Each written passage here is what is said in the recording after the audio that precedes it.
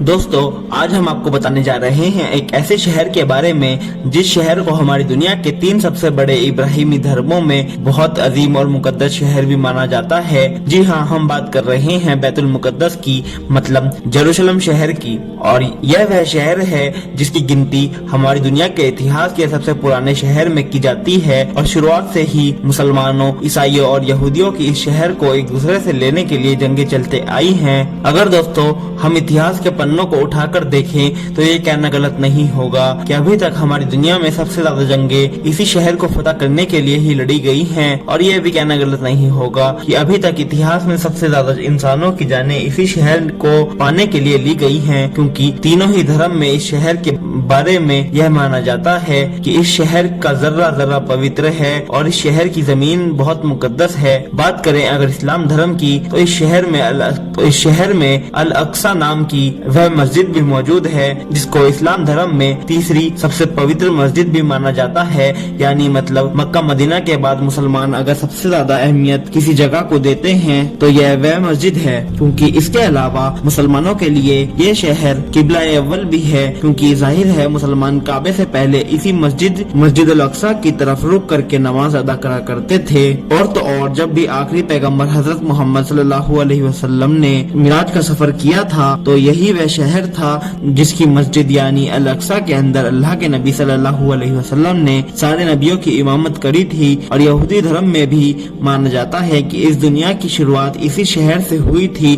और यहूदी धर्म में मानने जाने वाली सबसे पवित्र जगह यानी वह दीवार जिसको वेस्टर्न वॉल या दीवार गिरिया के नाम से भी जाना जाता है, वह भी इसी शहर में मौजूद है। आपको बताते चले कि यह दीवार उसी हैकल सुलेमानी का बचा हुआ हिस्सा है जिसको हजारों साल पहले हजरत सुलेमान अलैहिस्सलाम की तरफ से बनवाया गया था। वहीं दूसरी तरफ ईसाई धर्म में भी यह मानना है कि इसी शहर में हजरत ईसा अलैहिस्सलाम की पैदाइश हुई थी और इसी शहर में ईसा अलैहिस्सलाम को सूली पर भी चढ़ाया गया था। और तो और ईसाई धर्म का सबसे मेन कलीसा भी यही मौजूद है। ये फलस्तीन अंबिया अलैहिस्सलाम का मस्कन और सरजमीन रही है। हजरत इब्राहिम अलैहिस्सलाम ने इसी जमीन की तरफ हिजरत फरमाई थी। अल्लाह तबारक व तआला ने हजरत लूत अलैहिस्सलाम की कौम को उस अजाब से निजात दी थी जो उनकी कौम को इसी जगह पर आया था। हजरत दाऊद अलैहिस्सलाम ने इसी सरजमीन पर सकूनत रखी और यहीं पर अपना एक महराब भी तामीर कराया था। हजरत सुलेमान अलैहिस्सलाम इसी मुल्क में बैठकर सारी दुनिया पर हुकूमत किया करते थे। चींटी का मशहूर किस्सा जिसमें एक चींटी ने अपनी बाकी चींटियों से कहा था कि ऐ चींटियों अपने बिलों में घुस जाओ, सुलेमान अलैहिस्सलाम का लश्कर आ रहा है। और हजरत जकरिया अलैहिस्सलाम का मेहराब भी इसी शहर में है और हजरत जकरिया अलैहिस्सलाम भी बैतुल मुकद्दस में ही दफन है। हजरत मूसा अलैहिस्सलाम ने भी अपनी कौम से इस मुकद्दस शहर के बारे में कहा था कि इस मुकद्दस शहर में दाखिल हो जाओ। उन्होंने इस शहर को मुकद्दस होने और अंबिया अलैहिस्सलाम का मस्कन और इस शहर का शर से पाक होने की वजह से कहा था। और क़यामत की अलामत में से एक हजरत ईसा अलैहिस्सलाम का इस दुनिया में दोबारा तशरीफ लाना, यह भी इसी शहर के मुकामे सफेद मीनार के पास होगा। और इसी मुकद्दस शहर में हजरत ईसा अलैहिस्सलाम दज्जाल को कत्ल करेंगे। फलस्तीन ही अर्ज़ महशर है। फलस्तीन में ही याजूज माजूज का जमीन में कताल और फसाद का काम शुरू होगा। और साथ ही साथ इसी शहर में हजरत दाऊद अलैहिस्सलाम और हजरत सुलेमान अलैहिस्सलाम के साथ साथ बहुत से नबियों और बुजुर्गों की कब्र भी इसी शहर में मौजूद है। शायद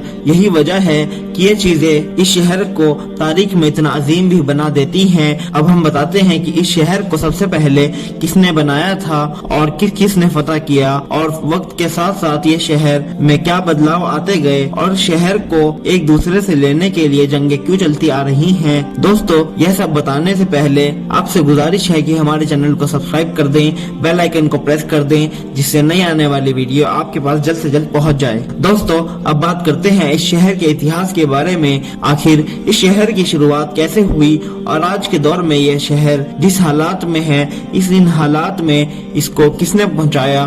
دراصل دوستو، ایکسپرٹ کی مانے تو آج سے لگ بھگ 7000 سال پہلے بھی اس شہر میں انسانی آبادی ہوا کرتی تھی۔ آپ کو بتاتے چلیں کہ ریکارڈڈ ہسٹری کے مطابق اس شہر کو سب سے پہلے داؤد علیہ السلام کی طرف سے فتح کیا گیا تھا۔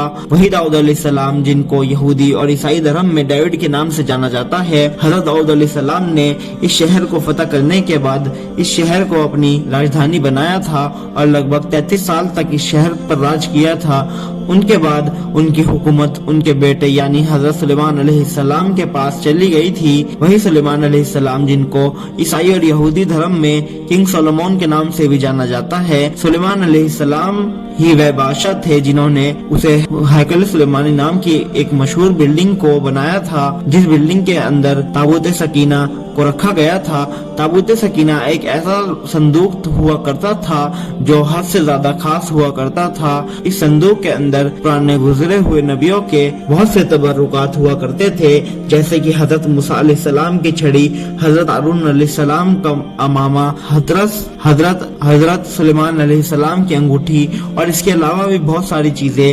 جب دوستو حضرت سلیمان علیہ السلام کے جانے کے بعد شہر میں بہت سے طریقے کے اتار چڑھاؤ آتے رہے، مگر دوستو یہودیوں کی سب سے بڑی بربادی تو تب شروع ہوئی، یعنی 598 عیسیٰ پور میں عیسیٰ علیہ السلام سے بھی لگ بھگ 600 سال پہلے بھکت نصر نام کے ایک بابل کے ظالم بادشاہ نے ان لوگوں کے اوپر حملہ کر دیا۔ یروشلم شہر پر حملہ کرنے والے بھکت نصر نے نہ صرف اس شہر کو پوری طریقے سے برباد کر دیا اور بلکہ ہزاروں یہودیوں کو موت کے گھاٹ بھی اتار دیا، اور اس سے کئی زیادہ یہودیوں کو وہ اپنے ساتھ غلام بنا کر اپنے علاقے یعنی بابل لے گیا۔ آپ کو بتاتے چلیں کہ شہر کی اس تباہی میں ہیکل سلیمانی نام کی وہ مشہور بلڈنگ بھی پوری طریقے سے تباہ ہو گئی تھی، اور اس بلڈنگ کے اندر موجود تابوت سکینہ نام کی وہ مقدس صندوق تو ایسی غائب ہو گئی تھی جس کا آج تک کوئی بھی پتہ نہیں چلا سکا ہے۔ اور اس کے بعد دھیرے دھیرے وقت گزرتا گیا اور سال 539 عیسیٰ پور میں ہی سائرس دی گریٹ نام کے ایک ایرانی رحم دل بادشاہ نے بابل پر ہی حملہ کر دیا، جس بابل کے ظالم بادشاہ نے یہودیوں کو تباہ اور برباد کر دیا تھا۔ آپ کو بتاتے چلیں کہ سائرس دی گریٹ نے نہ صرف بابل کو فتح کیا بلکہ ان سب غلام یہودیوں کو بھی آزاد کر کے ان کو اپنے وطن جانے کی اجازت دے دی، اور ان لوگوں نے اپنے وطن میں واپس ہو کر سائرس دی گریٹ کی مدد سے پھر سے ہیکل سلیمانی نام کی مشہور بلڈنگ کو تیار کیا۔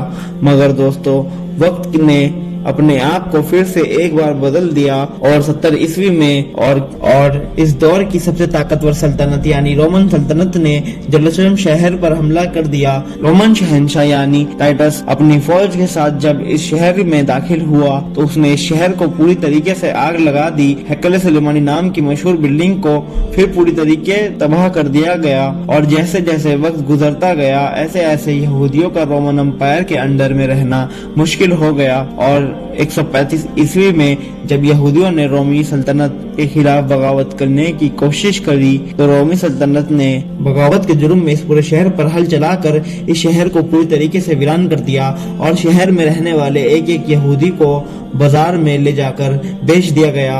اور یہی نہیں، یہودیوں سے نفرت ہونے کی وجہ سے رومی لوگوں نے اسے خاص جگہ پر کوڑا کچرا ڈالنا شروع کر دیا۔ آپ کو بتاتے چلیں اس شہر کی ویرانی 100-200 سالوں کے لیے نہیں بلکہ کئی صدیوں تک کے لیے بنی رہی تھی، اور آخرکار 638 عیسوی میں مسلمانوں کے دوسرے خلیفہ یعنی عمر رضی اللہ عنہ نے اس شہر کو رومی سلطنت سے فتح کر دیا تھا، اور اس کے بعد ایک بہت لمبے وقت تک یہ شہر مسلمانوں کے انڈر میں ہی رہا تھا۔ اب مگر شروع سے ہی عیسائی فوجیں اس شہر کو حاصل کرنے کی کوشش کر رہی تھی، اور لاکھ کوشش کرنے کے باوجود بھی عیسائی فوجیں مسلمانوں سے شہر کو نہیں فتح کر سکی تھی۔ مگر جب بعد میں مسلمانوں کے اندرونی لڑائیوں کی وجہ سے ہی مسلمانوں کے خلافت یعنی خلافت عباسیہ کمزور پڑ گئی तो 1099 में ही ईसाई फौजें जेरूशलेम शहर को एक बार फिर फतह कर पाई थी, मगर इस शहर को ईसाइयों के हाथ में गए हुए कुछ साल ही हुए थे और फिर से मुस्लिम दुनिया में एक नया नाम उभर कर आ गया था और वह नाम था सलाउद्दीन अय्यूबी। वही सलाउद्दीन अय्यूबी जिसने बचपन से ही एक ही सपना देखा था, बैतुल मुकद्दस को फतह करने का, और यही वजह है कि सलाउद्दीन अय्यूबी ने शुरू से ही शहर को फतह करने की कोशिश शुरू कर दी थी और आखिरकार 1187 में यानी 100 साल से पहले ही मुसलमानों ने यह शहर फिर से फतह कर लिया था और इसके बाद भी ईसाइयों ने मुसलमानों से इस शहर को लेने के लिए बहुत से जंग, मगर फिर भी वह इस शहर को फतह न कर सके और अगले 600-700 सालों तक ये शहर मुसलमानों के ही अंडर में रहा। और अब आपको बताते चलें कि 1517 में सल्तनत उस्मानिया के ताकतवर सुल्तान में से एक सुल्तान यानी सलीम अव्वल ने इस शहर को फतह करके अपने अंडर में ले लिया था और फिर 1517 से लेकर 1917 तक ये शहर सल्तनत उस्मानिया के अंडर में ही रहा था। और इस पूरे दौर में सल्तनत उस्मानिया ने शहर को बड़ी तेजी के साथ डेवलप किया था। इस शहर के इर्द गिर्द दीवारें बनवाई, डाक का निजाम कायम किया और इसके अलावा 1892 में रेलवे लाइन भी बिछवा दी गई थी। वैसे तो सल्तनत उस्मानिया के टाइम से ही यहूदियों ने यहाँ पर आकर अपनी एक अलग रियासत बनाने की प्लानिंग शुरू कर दी थी, मगर सल्तनत उस्मानिया के आखिरी सुल्तान जिनको अब्दुल हमीद सानी के नाम से जानते हैं, वह उनकी इस चाल को बखूबी समझ गए थे और उनके दौर में तो यहूदी अपनी लाख कोशिशों के बाद भी अपने मकसद में कामयाब नहीं हो पाए थे और उन्होंने इन सभी साजिशों का बहुत होशियारी के साथ मुकाबला किया था। मगर दोस्तों, अब्दुल हमीद सानी के जाने के बाद सल्तनत उस्मानिया बहुत कमजोर हो चुकी थी और 1917 में आखिरकार ब्रिटिश अंपायर ने सल्तनत उस्मानिया के फलस्तीन के इलाके पर भी कब्जा कर लिया था। इसके बाद लगभग अगली 3 दहाइयों तक ये इलाका ब्रिटिश अंपायर के ही अंडर में रहा था और यही वह दौर रहा था जिसके अंदर अलग अलग यहूदियों को दुनिया भर से बुलाकर एक जगह जमा करना शुरू कर दिया था। सबसे पहले 1947 में यूनाइटेड नेशन की तरफ से उस बंटवारे को मंजूरी दे दी गई कि जिसके मुताबिक आधा फलस्तीन यहूदियों को देना था और आधा फलस्तीनियों को।